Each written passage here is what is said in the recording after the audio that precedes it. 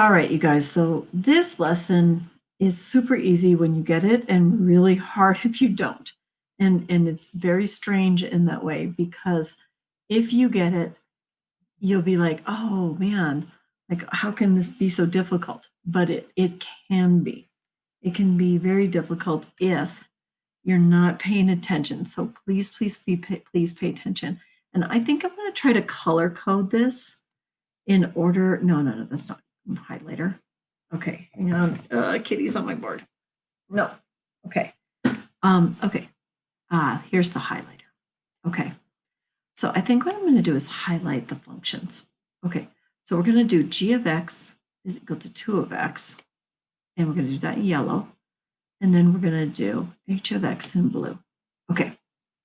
So the idea here is that you're going to be given two different functions or three or whatever. Typically you're given two in the beginning because you're babies and you're just starting off, okay?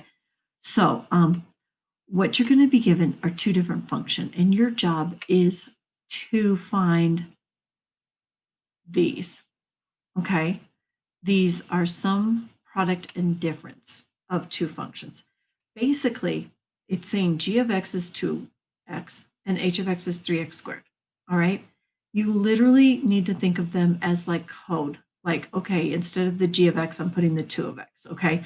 Let me see if I can explain this better. This one says to add h plus g of x. That just means add the two functions together, okay?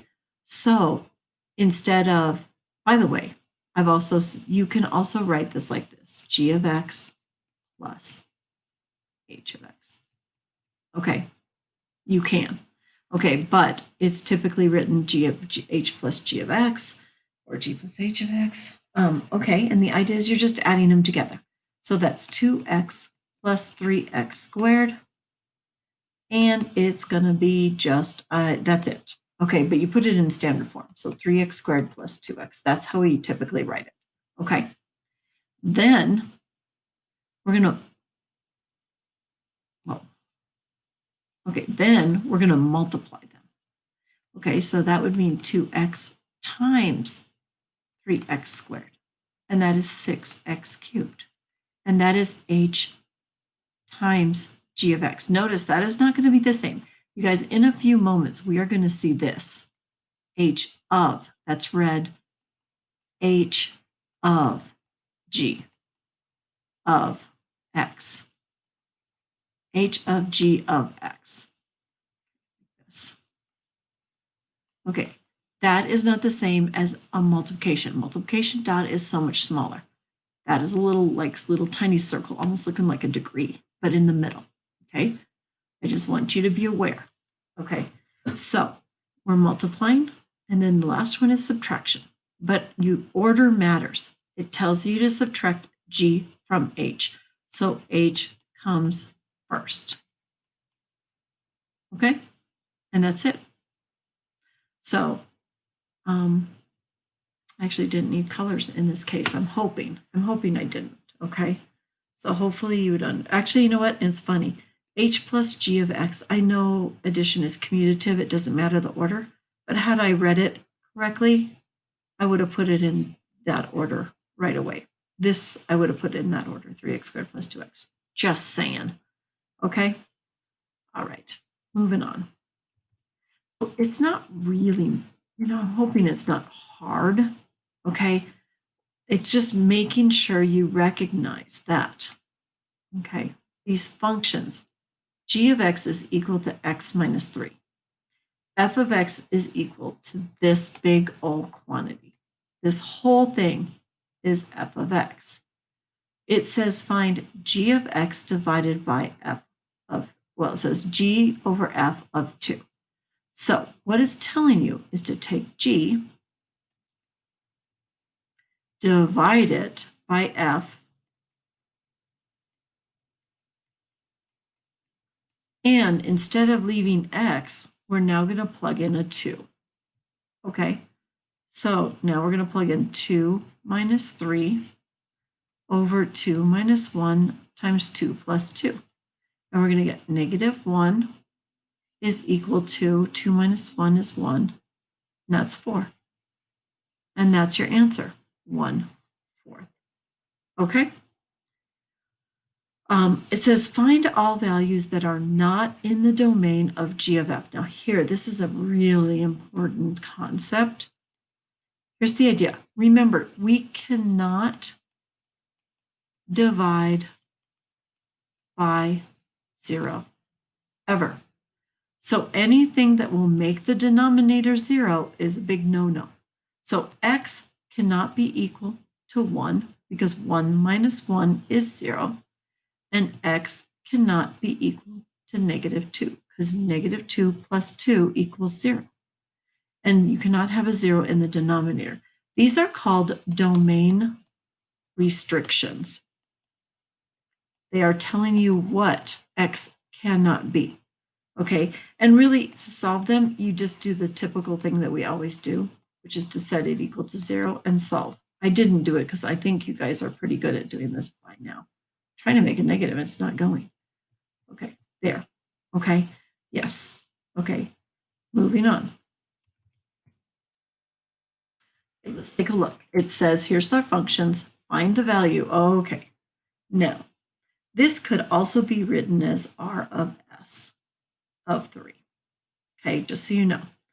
But it's basically telling you, you're going to plug a 3 into s, and you're going to plug s into r. Now, this is probably the most complicated thing. So I'm going to try to see if I can write it slow and help you understand it, you guys. So the first thing you're going to do is write the r, the outermost, okay? So we're going to go negative x plus 2. Now, I wrote it like that for a reason, because I am now going to substitute in where it says x here. I'm going to take this whole quantity because I'm plugging in s for x in r. That's a little complicated, huh? Wherever there's an x, we're plugging it in. Okay, so instead of, let me just do this.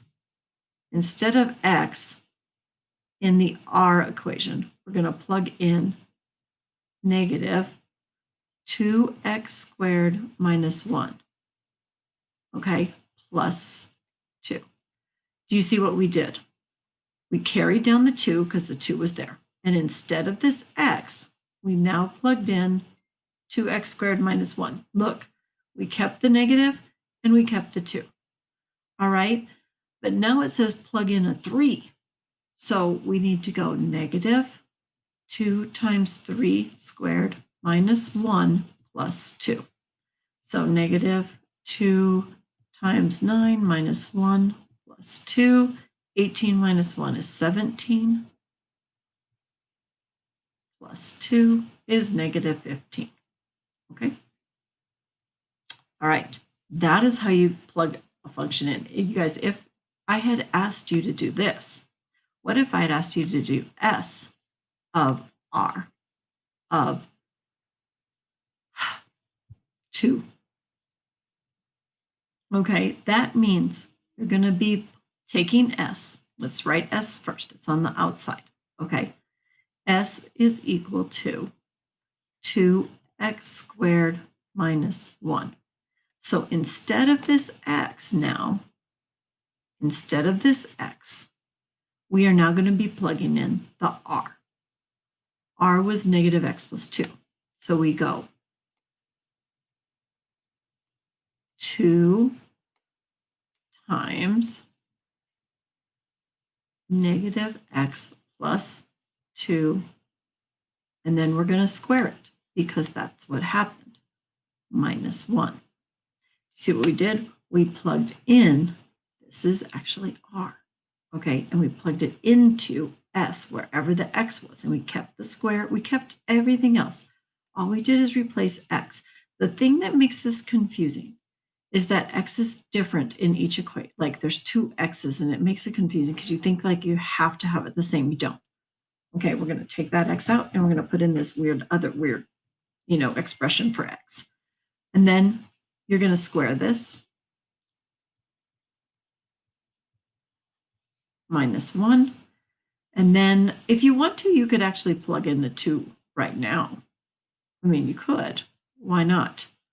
You know what? I think I'll plug it in before that. Instead of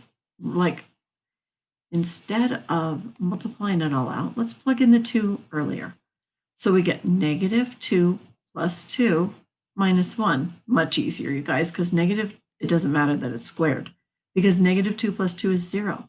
0 squared is 0. 0 times 2 is 0. 0 minus 1 is 1. Right. Please make sure you understand what I did there. You might have to do it a few more times, okay?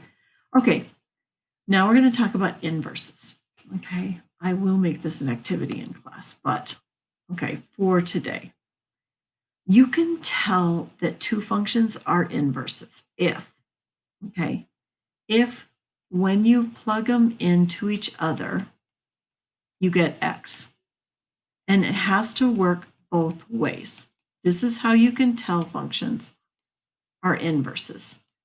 Two functions are inverses if and only if that happens. Okay? So what you have to do is plug them into each other and see if x comes out. Okay, so it says, for each pair of functions f and g below, find f of g of x. That's how you say it, f of g of x and g of f of x. Then determine whether they are inverses of each other. Simplify your answers as much as possible. Assume that your expressions are defined for all x in the domain. In other words, like if you have an x on the denominator, you don't have to say x can't be equal to 0. Like this, well, they did. Look, they even said it right there. X can't be equal to 0. So here you guys, they've given you, let's look at this first one. Let's look at A. It says f of x is equal to 6 over x. It says g of x is equal to 6 over x. Let's find f of g of x. So first we write the f. Then for the x, we erase it. We come in and we erase, instead of this x, we're going to plug in g of x. So we're going to get 6 over x. Okay, hopefully you see that. See that? That's what we did. We took this and replaced it. Then that becomes 6 over 1 times x over 6, multiply by the reciprocal to divide fractions, because remember that's 6 over 1. Cancel. And look, you get x. Yay! And you guys can see that if I did it the other way, because they're the same, that g of f of x is also going to be x. So yes, x, and yes, they are inverses of each other. Okay, let's try this one. Okay, let's try f. Okay, let's try moving that again. Can I do that? Okay. Okay, so let's try this. Are you ready? You guys got the answers. Okay, here we go. Ready? Let me change colors. Let's do the other problem. Here we go. F of g of x. Okay, so that means we write f of x first. Then instead of this x, sometimes I circle it and I do this. We're going to plug in g. I literally do this, you guys. I actually circle g and I draw an arrow and I put it where I'm going to plug it in. It helps a lot with organization. Okay, so this is what I just plugged in, correct? Simplifying it, I get negative x plus 4. I didn't get x, you guys. I was supposed to get x.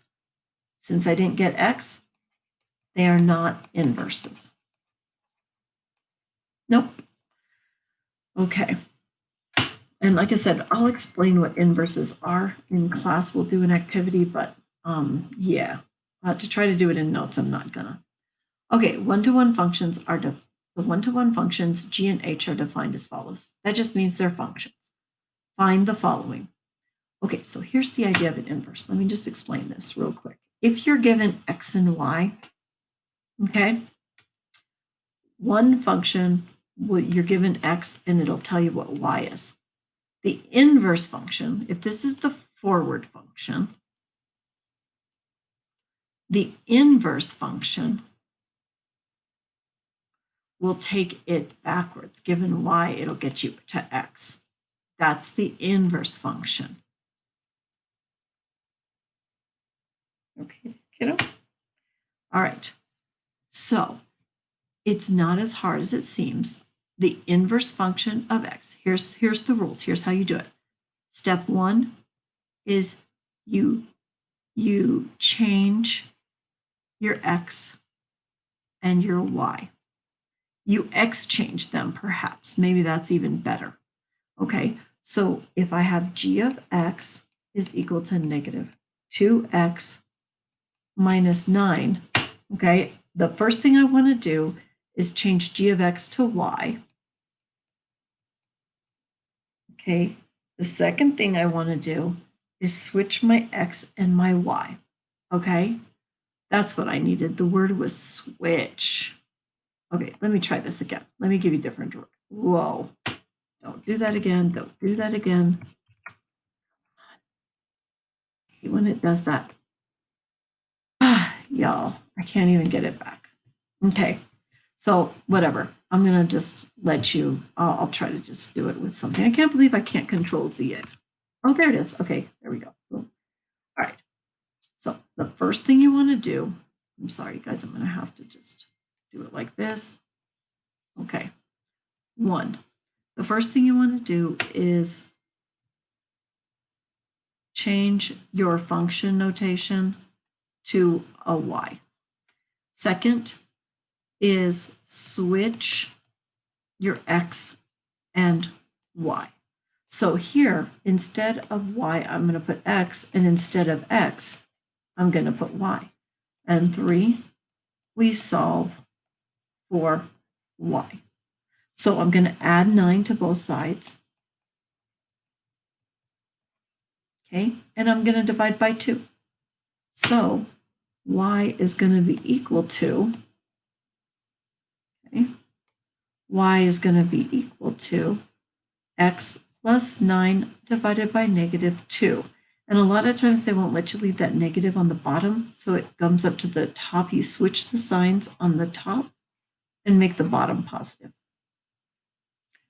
Sometimes they make you put it on the outside, like this, negative x plus 9 over 2. It just depends. Okay, those are all the same. All 3 of these are the same way to write it. Anyway, that's what you do. You solve for y. So g negative 1 of x, by the way, this is how you write it. The inverse is written with a little negative 1. Okay, so if your function is h of x, your inverse function is h negative 1 of x. Okay, if it's f of x, the inverse is f negative 1 of x. Not to be confused with x to the negative 1, you guys, not at all. Okay, so that's what this is. This answer is here. Okay, then it says find the inverse of g, and it's basically g of the inverse.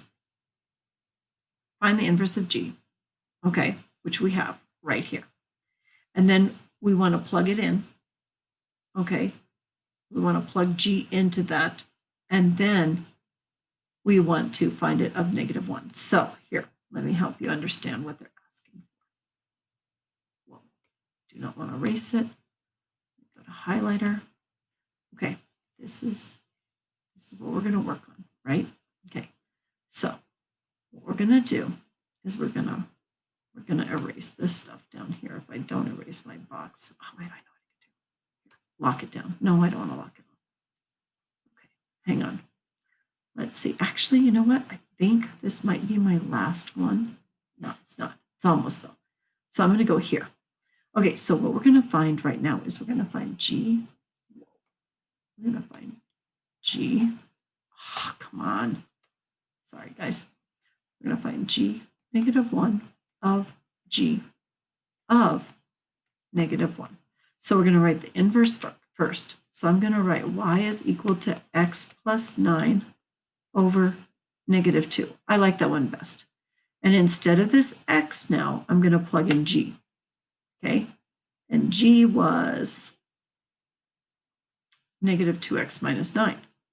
So instead of this x, I'm going to plug in, oh my gosh, my daughter keeps texting me, negative 2x minus 9 plus 9 over negative 2.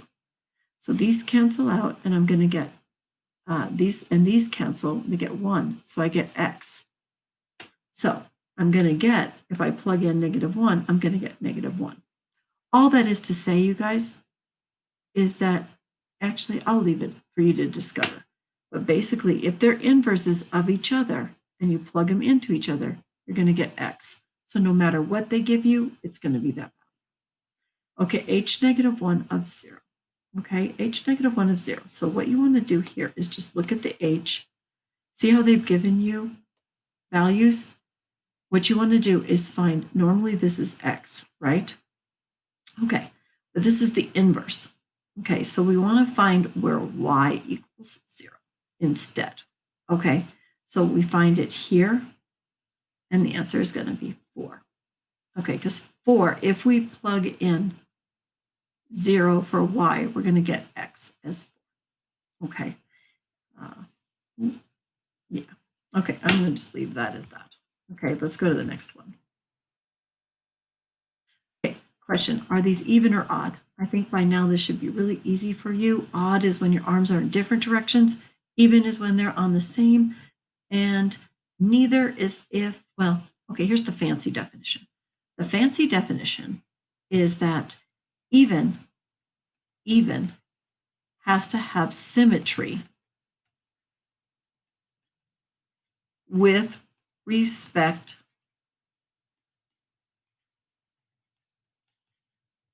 the y-axis.